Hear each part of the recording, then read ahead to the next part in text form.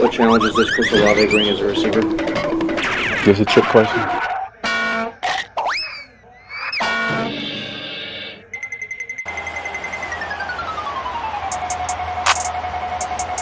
Just for the record, the wolf poster is a joke, okay? But everybody, we are insane. We are insane. What I just watched today was some of the best Saints football I've ever seen in my life. And I said that shit last week, but we somehow topped that. The New Orleans Saints just routed the Dallas Cowboys 44-19. That is fucking like 91 points in the last 2 weeks. The first 2 weeks of the NFL season, we've been absolutely going batshit crazy. I didn't think that, just signing Clint Kubiak and moving some things around was going to be enough to make this team look really good, but holy shit, it has proven to do exactly that. And I'm at a loss. I really am. First of all, to all of the media, suck my dick. Suck all of our dicks, suck all of the New Orleans Saints' entire 53-man roster's dick, because I watched the little NFL preview thing that they put out every week. Not one single person on that list said that the New Orleans Saints were going to win, and there was like 12 of them. They were all like, well, they played the Carolina Panthers. They don't know what's coming with Dallas's defense. Dallas's defense is just too good. Micah Parsons is going to have 37 sacks on that terrible New Orleans Saints offensive line. Dude, get bent. Get absolutely bent. All of you need to lose your jobs. Every single one of you. I didn't think that the New Orleans Saints were going to start the season 2-0, but here we are. We play Philadelphia at home next week, which is going to be a beautiful homecoming after the past 2 weeks and the things that we've seen happening so far. I mean, the Dome is going to welcome us back with open arms, and that's just a beautiful thought. I was hearing WHODAT chants in Arlington today, and I'm sure you guys... Get off of my keyboard, bro. And I'm sure you guys all heard them as well. The Saints have their mojo back. They have, like... the swagger, all of it just came back. It came fleeting back. We need to talk about the players that did crazy things today, because there was a lot of crazy things that were happening. Derek Carr had an absolutely ridiculous game. By the way, I'll talk about the Lions and Bucks game after this as well. Derek Carr had an absolutely ridiculous game today. Like, seriously. He was 11 for 16 with 243 yards, 2 touchdowns. He did throw a pick. It was slightly overthrown for Olave, but it wasn't a bad decision, so that right there wasn't too concerning. If he threw like a stupid interception that was just like just dumb, then there would have been a problem, but it was a good read, just a little bit too high for Olave. Alvin Kamara. Alvin Kamara was the show. This was the show today. 20 attempts, 115 yards, 3 rushing touchdowns, and don't forget, he also had 65 receiving yards for a receiving touchdown. He had what is that, 180 yards today? He looked absolutely insane. And this is something that even myself, I am a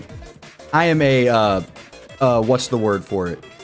I did this as well, okay? I'm a culprit. That's what I was looking for. I also was pretty pissed with what I was seeing from Alvin Kamara the past 2 years. I won't lie. Especially with his contract negotiation coming up. I was like, dude, we can't just throw a bunch of money at this guy when he's been playing like this. But as we have, seen, Alvin's always been there. He just didn't have the help to succeed. So, beautiful day by Derek Carr and Alvin Kamara. Chris Olave looked really good, was a lot more involved than he was last week. He had 4 receptions for 81 yards. Rashid Shaheed had 4 receptions, 96 yards, and the honorary 70-yard touchdown reception. That was just a beauty to watch. Derek Carr placed a perfect ball. The offensive line absolutely shut down Dallas's defensive line. We were averaging, what was the average rush, bruh? It was a lot. Alvin Kamara was averaging 5.8 yards per carry. Taysom Hill was averaging 6 yards per carry.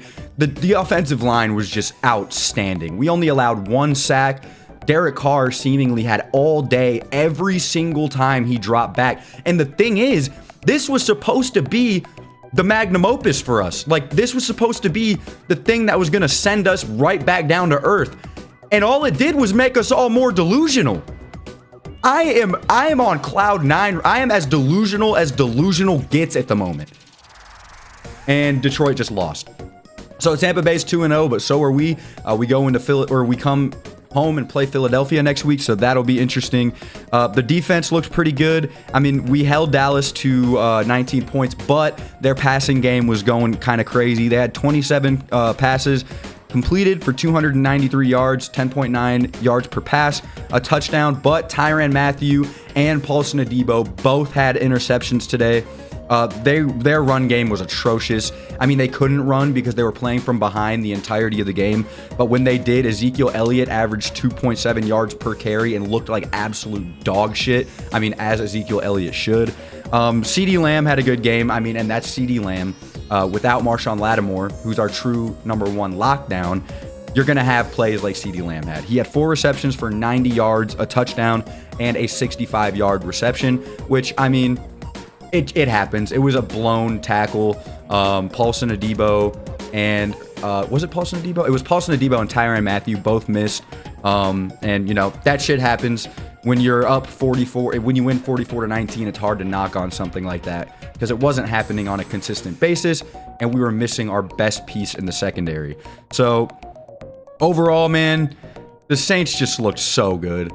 30 minutes time of possession, 432 total yards, 242 passing yards, 190 rushing yards, 4 rushing touchdowns, 24 first downs, had 5 penalties, 1 turnover, and only allowed 1 sack.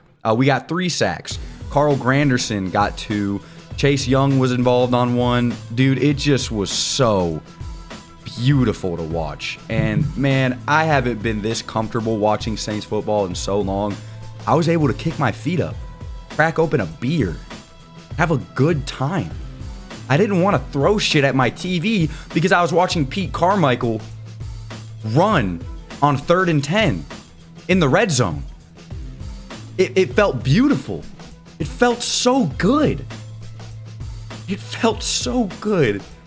And I'm glad that all of you got to experience it as well. The New Orleans Saints just put the NFL on notice. We might actually be a valid team to contend in the NFC. I don't want to get ahead of myself just yet. We're going to give it a few more weeks, but with what we've seen so far, no other team in the NFL has played better than the New Orleans Saints. And you can't tell me that we just played Carolina anymore. Nah, bro. We just knocked the brakes off of Dallas, baby. Woo! Let's go! Thank you guys so much for watching. Appreciate you boys stopping by. Big fucking dubs. Adios.